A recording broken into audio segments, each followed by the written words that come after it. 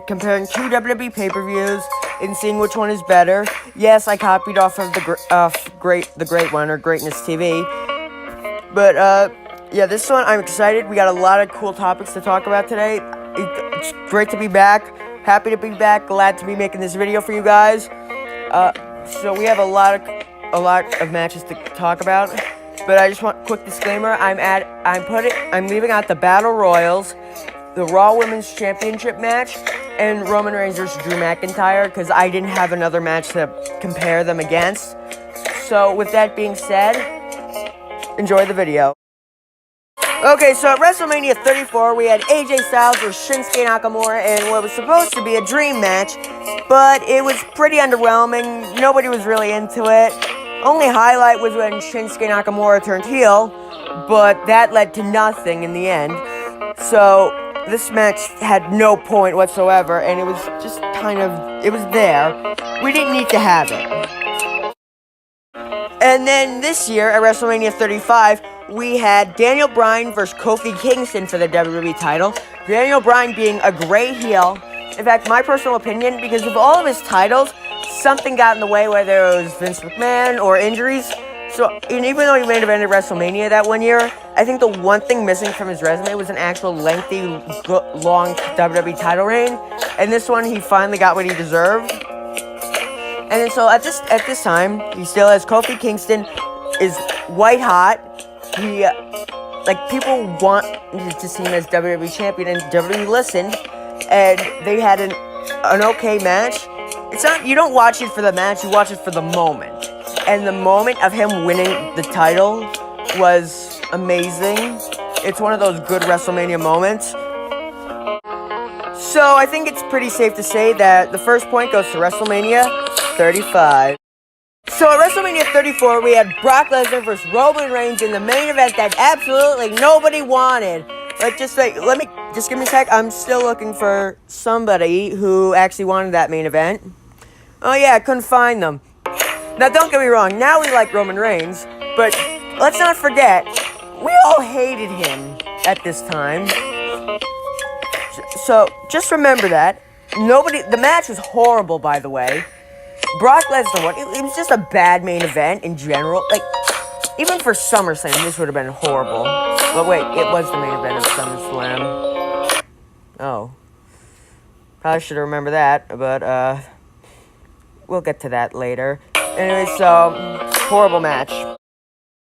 And honestly, at WrestleMania 35, we had Brock Lesnar versus Seth Rollins in the opening show, in the opening match to the show.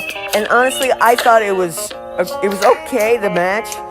But the ending, when, Seth Rollins wins the Universal title, it's such a great moment, and it's so exciting. And honestly, it was a great way to start up WrestleMania. It was a great way to kick it off, get people hyped up. And honestly, I think this match was great. So, I think it's safe to say that WrestleMania 35 takes the point again. So, at WrestleMania 34, we had John Cena versus The Undertaker in The Undertaker's returning match. It was quick, it was short, but I think it was good, and because Undertaker hadn't wrestled in a year, he looked alright. The match was decent enough. I thought it was a good moment. And then at WrestleMania 35, we got Kurt Angle versus Baron Corbin. Yeah. I honestly wish I was joking.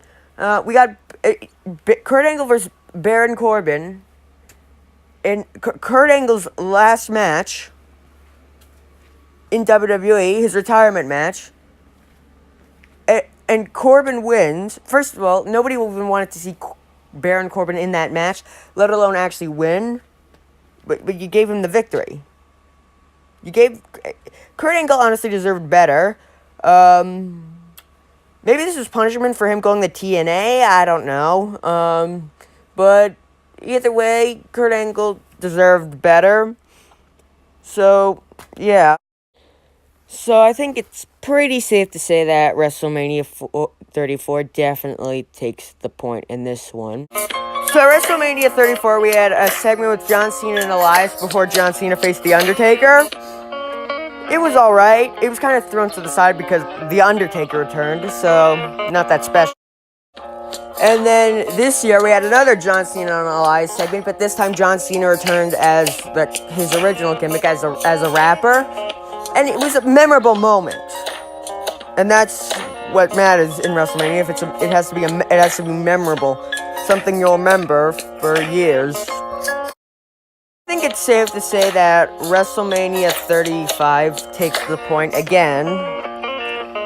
So at WrestleMania 34, we had the Bludgeon Brothers versus the New Day versus the Usos in a pretty underwhelming match, but the Bludgeon Brothers walked out on top. And at WrestleMania 35, the Usos retained their titles in a fatal four-way with a tag teams that nobody cares about, and their reign ended up being nothing because on the following SmackDown, they lost the titles to the Hardy Boys, which I love the Hardys. I think this was a great decision, but the fact that their title defense obviously meant nothing because they lost the titles 2 days later. So, yeah. I think it's fair to say that WrestleMania 34 takes the point in this one. So at WrestleMania 35, we had Kurt Hawkins and Zack Ryder versus the Revival for the Raw Tag Team titles. Now, yes, you can be sad that the Revival lost, but look at it this way. Zack Ryder, back in 2012, was super over. In fact, when he won the IC title, that was even over. So that was exciting. And Kurt Hawkins, we all kind of wanted to see him break the streak. It's like something that's like you're at the edge of your seat all the time because you don't know when it's going to happen. That's the beauty of Kurt Hawkins' losing streak. So we all knew that, on some level, we all knew that Kurt Hawkins and Zack Ryder were going to win. And they did. And it was honestly a great moment. I thought it was probably one of the best Raw Tag Team title matches ever. Well, actually, not ever, but in the past couple of years. Like, one of, not the. But, yeah, so I think that match was good.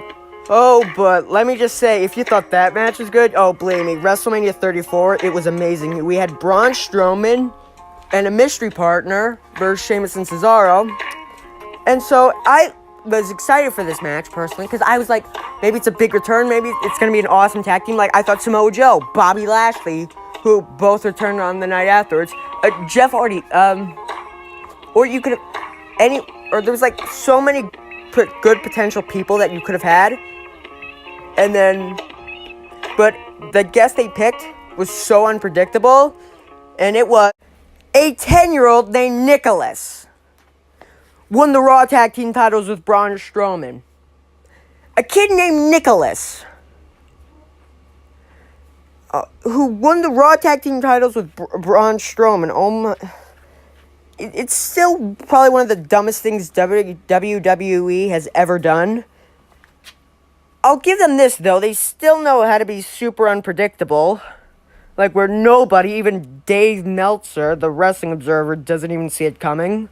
So, yeah, I guess they got that, but I think it's pretty safe to say. So, as you should have guessed, WrestleMania 35 takes this point by far. Oh, God. A 10-year-old. A 10-year-old. So at WrestleMania 34, we had a mixed tag team match with Kurt Angle, Ronda Rousey, Stephanie McMahon, and Triple H. Ronda Rousey's debut match, which it was the match of the night. It was a great match. And I honestly, there's no other words for it. It was a great match. It was very surprising to see how good Ronda Rousey was. It just was amazing.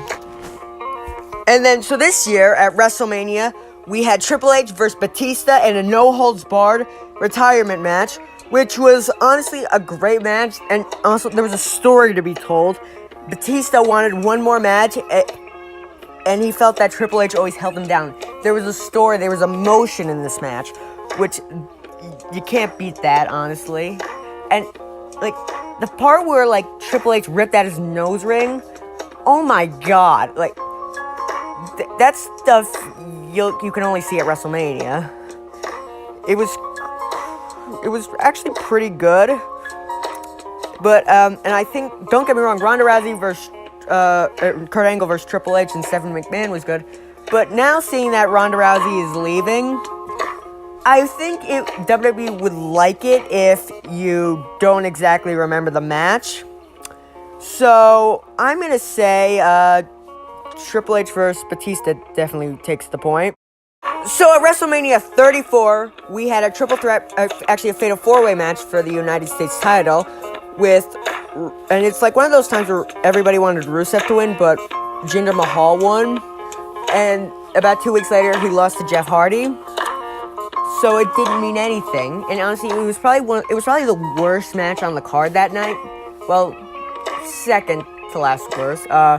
First one was the main event for sure. God. And then at WrestleMania 35, we had Samoa Joe versus Rey Mysterio in a squash match, which I don't remember the exact placing, but it was a really exciting match that had happened right before. So the crowd was kind of a little bit tired. So I think to keep this match short, I think was the best way you could have done this. So I think it's fair to say that this match was kind of better. So I think it's fair to say that WrestleMania 35 takes the point for this one as well. So at WrestleMania 34, we had an opening Intercontinental title match between Finn Balor, The Miz, and Seth Rollins. It was an amazing match. It was a great way to start up the show, and I don't think you could have, this was definitely better than 33's WrestleMania match for the Intercontinental title, and I honestly thought it was pretty good. And I think the right man won with Seth Rollins winning and beginning Monday Night Rollins. So it was, and the chemistry that all three of them had was amazing, and it's one of the best. And at WrestleMania 35, we had Bobby Lashley versus the Demon Finn Balor. I'm sorry, this match, nothing exciting happened. It was just there. I don't think anybody really cared about Bobby Lashley versus Finn Balor. And if I'm the only one, dear God, it wasn't that good, but thankfully Finn Balor did win. But it was just there, nothing really special to say about it. So WrestleMania 34 definitely takes the point in this one. So at WrestleMania 34, we had Shane McMahon and Daniel Bryan versus Kevin Owens and Sami Zayn in a tag team match, where it was Daniel Bryan's first in-ring match return, which it was really special. It was something really cool to watch. And even though Shane McMahon wasn't really in the match per se, it still counts as a Shane McMahon match. And at WrestleMania 35, we had The Miz versus Shane McMahon, which I thought was a kind of more exciting match, especially with The Miz's dad, and that was kind of entertaining. And with The Miz superplexing Shane off, I forget what that's called, onto a table, that was an amazing spot. But I feel in 5 years, we're going to remember Daniel Bryan's in-ring returning match more than Shane McMahon versus The Miz. So I think WrestleMania 34 takes the point in this one. Now, in this one, I'm going to be doing Charlotte Flair and Asuka versus Becky versus Ronda versus Charlotte, because instead of Alexa and Nia Jax, because it's pretty clear that WrestleMania 35 would take that point easily, and I'm not going to do that. I'm going to make it even more fair, just to let you guys know. Okay, so Charlotte Flair versus Asuka, amazing, one of the best women's matches at WrestleMania ever. However, it did not benefit Asuka afterwards. She was in a women's battle royal this year. And then Charlotte, she lost a day afterwards. And they never really talked about the streak afterwards. And also it was kind of outshined by John Cena versus The Undertaker. If you don't know what I'm talking about, go back and rewatch the ending of the match. And that's my personal opinion on it. So, at WrestleMania 35, in the first ever women's main event, we had Charlotte Flair versus Ronda Rousey versus Becky Lynch, which this the ending was a little funny, but it was very historic, and it ended with Becky Lynch winning the Raw and SmackDown Women's titles in probably one of the most memorable WrestleMania endings in a while. I think the last time we had a WrestleMania ending this good, well, it's rather between Daniel Bryan winning the WWE title or Seth Rollins cashing in Money in the Bank. It's up with those two. So, I thought this match definitely was good. I would have rather seen Becky versus Ronda personally, but you know, it wasn't horrible.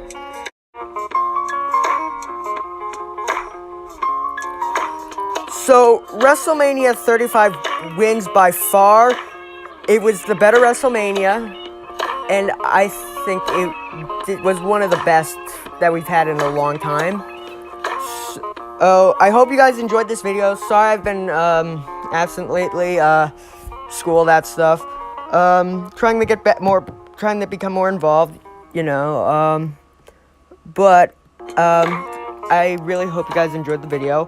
Please like and please subscribe. Let's try to hit 100 subscribers. Calling it right now. Thanks for watching.